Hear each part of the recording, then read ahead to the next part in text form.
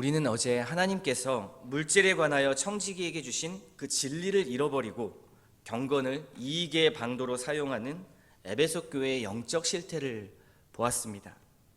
에베소 주변 문화와 삶의 방식은 교회 안에서도 충분히 그들을 잠식시킬 만큼 매우 강력했던 것으로 보입니다. 우리의 삶을 살다 보면 돈이 얼마나 강력한지, 그리고 그것이 교회 안에 들어와서 얼마나 우리를 잠식하는지 우리도 늘 경험을 하고 있습니다. 은금을 탐하기 위해서 경건을 이용하고요, 종교를 상업화시키는 그런 시도들이 에베소 교회 안에 있었던 것입니다. 탐심으로 자극받는 이 경건의 행태는 축복을 전제로 하는 어떤 보상 신앙입니다. 바울은 이에 대해서 지금 내게 있는 것 자체로 자족하는 마음이 없는 한 경건은 너희들에게 큰 이익이 될 수 없다, 이렇게 가르치고 있습니다. 이처럼 자족이 탐심으로 바뀔 때 우리는 곧 돈을 사랑하는 마음을 갖게 됩니다. 돈은 그 자체로 죄악이 아니라는 것을 우리는 말씀을 나누었습니다. 하지만 돈을 사랑하는 것이 문제가 됩니다.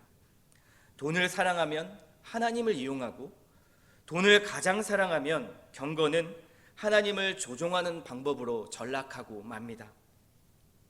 그리고 오늘 말씀 9절에서는 경고하죠. 탐심으로 인해 부하려고 하는 자들의 끝은 파멸과 멸망이다. 즉, 돈을 사랑하고 돈의 노예가 된다면 결국 끝은 파멸과 멸망이라고 말하고 있습니다. 이러한 맥락 안에서 바울은 돈의 위험성에 대해서 강력하게 주장하고 있는데요, 그것이 10절의 말씀입니다.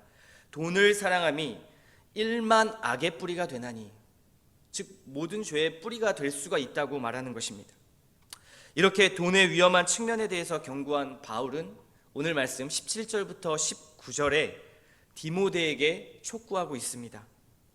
디모데야, 에베소의 부자들에게 그들의 보물을 영원한 목적에 투자하라고 그렇게 가르쳐라. 바울은 돈에 있어서 성경적인 사용법, 그 사용법의 방향을 제시해주고 있습니다.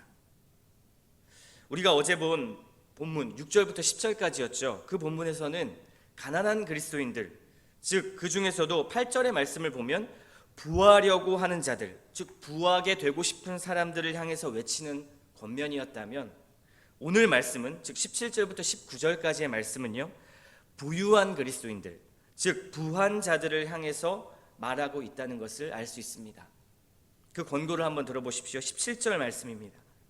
마음을 높이지 말아라. 재물에 소망을 두지 말아라. 선을 행하라. 나누어 주기를 좋아하고 너그러운 자가 되게 하라. 이 말씀을 보면 돈을 사랑하는 것이 위험하니까 돈을 얻는 일을 멈추라, 즉 돈을 벌지 말아라, 이렇게 말하지 않습니다. 돈이 위험하니까 돈 벌지 마, 이게 아닌 것이죠. 또는 극단적으로 돈이 무가치하거나 필요 없다고 말하지 않고 부자들에게 너희들 가난해져라, 이렇게 명령하지 않습니다. 부자인 것을 인정하고요, 돈이 있는 것을 인정해 줍니다. 오히려 무엇을 말하고 있습니까? 성경적 원리 안에서 하나님의 뜻과 성품대로 그 돈을 사용할 것을 가르치라, 이렇게 명령하고 있죠. 우리가 가진 돈을 하나님의 뜻과 성품대로 사용하라는 것입니다. 성경적인 돈의 이 사용의 가르침은 에베소 문화의 돈을 사랑하는 그 가치에서 벗어나서 돈을 위한 신앙을 경계하고 과감히 그 돈을 하나님의 성품, 즉 그 성품을 닮은 백성답게 사용하는 것에 더 중요한 가치를 두는 것입니다. 그렇다면 어떻게 이 강력한 돈의 중독에서 벗어나고 돈의 노예에서 벗어나서 성경적으로 돈을 사용할 수 있습니까? 그 중독에서 빠져나오는 해독제는 무엇일까요? 오늘 말씀에 그 해독제가 있습니다. 그것은 그리스도의 성품으로부터 온 선한 마음을 가지고 선한 일을 행하는 것입니다. 이것이 해독제입니다. 다른 사람에게 나누고 베푸는 너그러운 자가 되는 것, 이것이야말로 돈에서 나올 수 있는 마음입니다. 이들의 특징은요, 진정한 부를 얻기 위해서 자기의 부를 포기하는 사람들입니다. 돈은 움켜쥘수록 강력한 독성을 뿜어내기 때문에 더욱 강력하게 우리를 지배하게 됩니다. 그런데 우리가 그 쥐고 있던 돈을 놓는다면, 움켜진 것을 편다면 그 돈의 독성에서 점점 멀어질 수 있다는 것을 말하고 있는 것입니다. 그때 우리의 그 돈으로 인해 협소했던 그 마음의 독이 관대함과 너그러움으로 점점점 해독되어져 가는 것이죠. 이 너그러움은 돈이 제공할 수 없습니다. 오직 하나님을 신뢰하는 그 은혜의 달콤함, 그 달콤함만으로 이 너그러움을 맛볼 수 있습니다. 이 달콤함은요, 점점 쌓여지는 것이 아니라 흘러가야 느낄 수 있습니다. 이 달콤함은 내 통장의 잔고가 줄어드는 것으로 확인될 수 있고요, 잔고가 줄어든 만큼 내가 감내해야 하는 그 대가로 맛볼 수 있습니다. 어떤 이들은 이에 대해서 항변합니다. 저는 좀 이해가 안 됩니다. 하나님을 잘 믿으니 통장의 잔고가 줄어드는 것이 아니라 더 늘어나야 하는 것이 아닙니까? 하나님을 잘 믿는데 가난하게 하시는 것, 이것은 너무 불공평한 처사 아닙니까? 하나님을 믿기 때문에 자기 소유를 나눠야 한다면 결국에 더 많은 것으로 하나님께서 채워주셔야 그것이 은혜 아니겠습니까? 어떻습니까? 공감하시는 분도 계시고 다소 불만적으로 보이시는 분도 계실 것입니다. 그런데 이 질문은 어제 말씀에서도 나누었던 왕의 재정이라는 그 책에 흐르는 분위기 속에 노출된 많은 성도들의 신앙을 대변합니다. 이 질문의 전제는 하나님을 믿는 이유, 우리가 하나님을 믿는 목적, 내 삶의 존재의 목적, 즉 청지기로서의 사명이 전제되어 있지 않은 질문입니다. 어제 말씀처럼 경건으로 이익을 취하려는 어떤 종교적인 위선이 담겨 있는 것이죠. 하지만 성경은 말합니다. 우리는 더 많이 얻기 위해서 나누는 것이 아니라 청지기로서 하나님이 주신 소유를 대가 없이 나누는 것이다. 그러면 고작 얼마의 부 정도를 얻는 정도가 아니라 만물의 주인이신 그 하나님의 사랑을 더 깊이 경험하고 그 하나님의 자비를 얻게 될 것이다. 그 하나님을 얻을 것이다 라고 말하고 있습니다. 사랑하는 성도 여러분, 하나님께서 우리에게 맡기신 돈은 더 많이 얻기 위한 수단이 아니라 하나님의 놀라운 뜻이 드러나는 은혜의 도구임을 기억하십시오. 여러분에게 돈은 하나님이 주신 은혜의 도구입니다. 가족과 함께 광주 양림동에 있는 펭귄 마을에 다녀온 적이 있습니다. 7, 80년대 추억의 모습들을 담아놓은 그 골목골목을 누비는데 정말 아름다웠습니다. 그때 그 시절의 따뜻함과 아련함들이 가슴으로 전해지는 걸 느꼈습니다. 그리고 어느 한 골목을 이렇게 지나는데요, 벽에 이렇게 걸려있는 한 나무 액자가 눈에 들어왔습니다. 그 글귀, 그 나무 액자 안에 있는 글귀가 너무 좋아서 이렇게 사진으로 찍어 두었는데요, 그 내용이 이렇습니다. 눈이 녹으면 뭐가 되냐고 선생님께서 물으셨다. 모두들 물이 된다고 대답했다. 그러나 순영이는 봄이 된다고 했지. 한번 다시 읽어드리겠습니다. 눈이 녹으면 뭐가 되냐고 선생님께서 물으셨다. 모두들 물이 된다고 대답했다. 그러나 순영이는 봄이 된다고 했지. 이 글귀가 너무 따뜻하고 여운에 많이 남았습니다. 그러면서 이 글을 읽으며 갑자기 이런 묵상이 떠올랐습니다. 이 원리가 하나님을 믿는, 신뢰하는 그 믿음의 관점이 아닐까라는 생각이 들었습니다. 눈이 녹으면 물이 되는 것은 너무나 당연하고 상식적인 화학적 규칙입니다. 많은 사람들이요, 이성적이고 현실적으로 물질과 돈을 대하지요. 돈의 규칙은 매우 실제적입니다. 그러나 사람을 노예로 만들기에 충분합니다. 그런데 사람들은 그 화학적 규칙 뒤에 숨겨진 더 큰 뜻이 있다는 것을 모릅니다. 이 사람들은 겨울에 눈이 녹는 것이 새 생명의 봄을 알리는 일이라고는 생각하지 못하는 것이죠. 누군가에게는 눈이 녹아버린 절망의 물이 될 수 있지만 누군가에게는 새 생명을 탄생시키는 봄이 된다라는 사실 말입니다. 하나님을 신뢰한다는 것이 무엇일까요? 삶의 관점, 돈을 바라보는 그 눈을 이 순영이의 태도로 바꾸는 것입니다. 그때에만 누군가를 위해 쓰여지는 그 돈, 나의 잔고가 줄어드는 것이 달콤하다라는 것을 그때서야 느낄 수 있는 것입니다.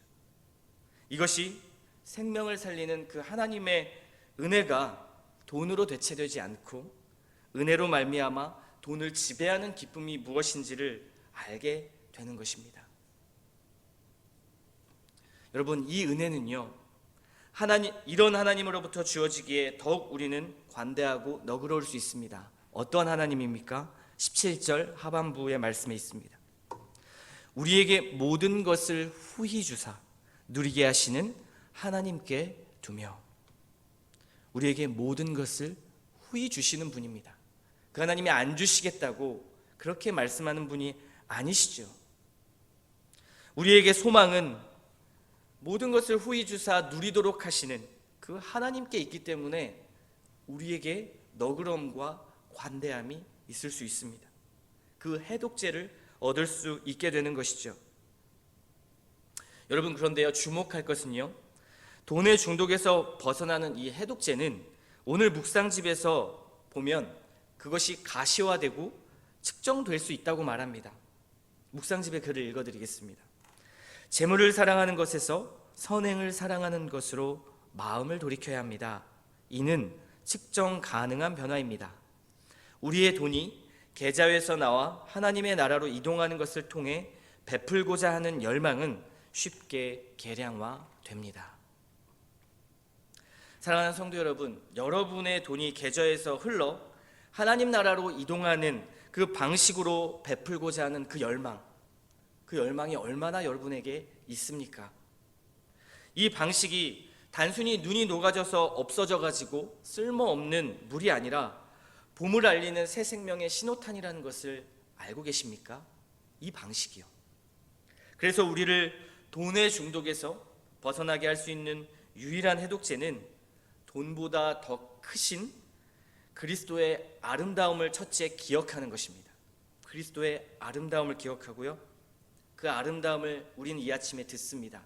그리고 이 아침에 묵상합니다. 그리고 그 그리스도의 성품을 닮아 너그러움과 관대함의 손과 발이 되어서, 여기서 중요하죠, 그리스도의 아름다움에 동참하는 것입니다. 오늘 말씀이죠. 너그러이 베풀라. 나누어 주기를 아깝게 여기지 말라. 이것이 그리스도께서 걸으셨던 성품과 인격의 길입니다. 주님의 사명이었습니다. 이것이 우리 그리스도인들, 즉 청지기들에게 주어진 사명이기도 합니다. 이것만이 돈의 독성, 거기에서 해독될 수 있습니다. 이를 본받아서 돈으로 굴러가는 세상 속에서 돈의 지배를 받지 않고 돈을 지배하며 사는 것, 그것은 돈을 쌓는 것이 아니라 나누고 흘리는 길, 거기에서 돈의 노예가 되지 않고 그리스도의 아름다움을 볼 수 있는 길이 있습니다. 주면 줄수록, 움켜쥐면 줄수록 더욱더 그리스도와 멀어지는 것이죠. 그래서 이 길은 가난해지는 길이 아닙니다. 이 길은 참된 부를 얻는 진정한 삶을 걷는 길이라고 성경은 계속해서 말하고 있습니다. 여러분, 기억하십시오. 나누는 길, 베푸는 길, 그리스도께서 걸으셨던 길이고요, 이 길은 하나님을 더욱 깊이 만나는 길입니다. 듣고 보고 거기서 그치는 것이 아니라 동참할 때, 하나님의 손과 발이 될 때, 예수님께서 말씀하셨죠. 하나님께서 일하시니 나도 일한다. 우린 하나님의 백성입니다. 주님이 일하시니 우리도 일합니다. 그때 주님이 어떠한 분이신지, 그분의 사랑이 얼마나 큰지를 실제적으로 더 경험하게 되는 것이죠. 그분의 아름다움을 경험하는 길입니다. 과감하게 저와 여러분의 보물을 그분의 영원한 목적에 투자하십시오. 마태복음 6장 19절에 그리고 20절의 말씀처럼 하늘의 보물을 쌓으십시오. 그래서 이 아침에 묵상집의 기도를 이렇게 함께 드리면 좋겠습니다. 나의 열망이 그리스도에게서 멀어지게 하는 돈의 힘을 인식하고 그리스도의 아름다움을 기억함으로써 그 힘에 대항할 수 있는 새로운 마음이 되게 하여 주시옵소서. 내게 이 아름다움으로 말미암아 베푸는 관대함과 너그러움을 허락해 주시고 기꺼이 주님의 아름다움을 나누는 일에 손과 발이 되게 하옵소서. 주님, 우리에게 그러할 힘을 주시고 그 마음을 주시고 그 따뜻함을 허락해 주시옵소서. 이렇게 기도하며 나아가는 이 아침 시간 되시기를 주님의 이름으로 축원합니다. 기도하겠습니다.